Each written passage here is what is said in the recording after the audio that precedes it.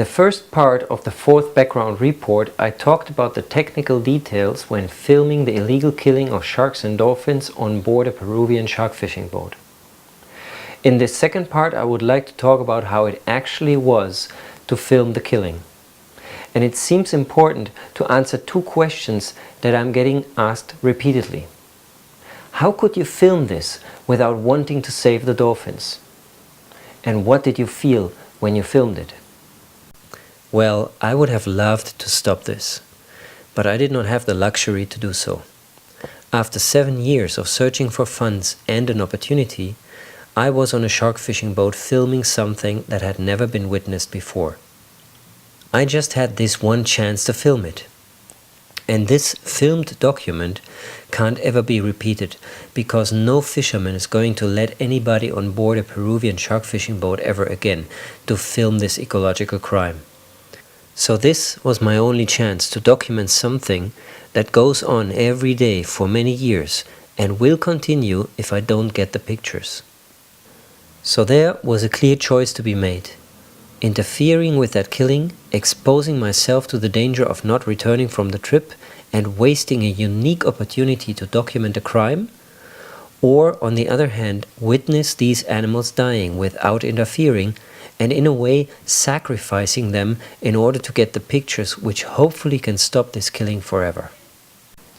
I made a choice, and of course that puts a huge burden on my shoulders. These pictures are not only recorded on a hard drive in my computer and I can switch it off. These pictures are recorded in my memory. I can't get rid of them, I can't delete them. So actually for me, making this movie is the only way to justify that I filmed this killing without interfering. That is why I'm asking for your support.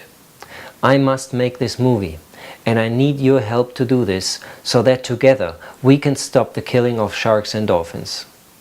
This brings me to the second question. About what did I feel while filming? I have been there. I've been covered in shark blood splattering around. And this experience motivates me to go on with this campaign no matter what the consequences might be.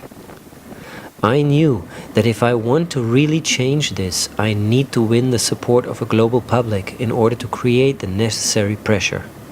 So actually, while filming, I had my emotions completely switched off and was focusing entirely on one thing only. Film this in a way that brings the viewer in direct contact with what was happening.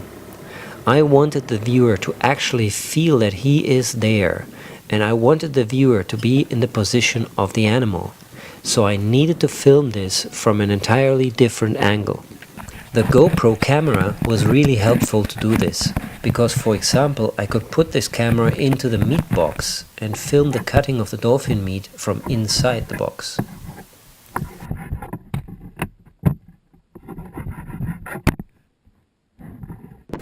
The killing of the dolphins was a one-time opportunity to film, so I wanted to make sure I get it on camera, and I wanted to film it with two cameras at the same time.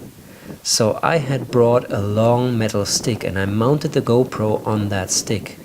There was only one place where they could bring the dolphin on board, so the GoPro could film by itself while I was filming with a Canon from another position. For the sharks, it got much more difficult because they get fished at night. So I needed not only to film, but also to shine additional light on it. Hard to do if you only have two hands. In order to film the sharks underwater, I fixed the diving lamp on the stick just above the GoPro. My thinking was that I could probably see the underwater light beam from above the surface. And if I can see the light reflection of the shark body within the light beam, then probably the camera would film it. Of course, it was not that easy, because during shark fishing the boat did not stop. So when I put the stick into the water, I had an immense water pressure on the stick, and additionally the boat was moving like crazy in the waves. So getting a few seconds of footage was a struggle of hours.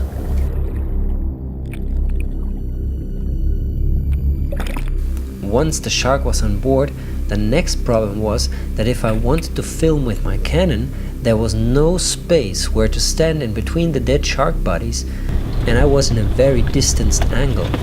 But I wanted the viewer to be in the position of that small juvenile shark that gets brutally killed from this huge human animal.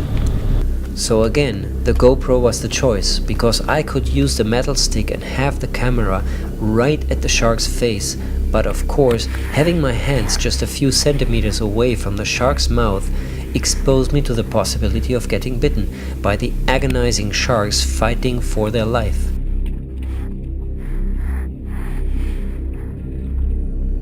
In the end, the movie we want to put together will carry some very graphic and terrific imagery. But you know what?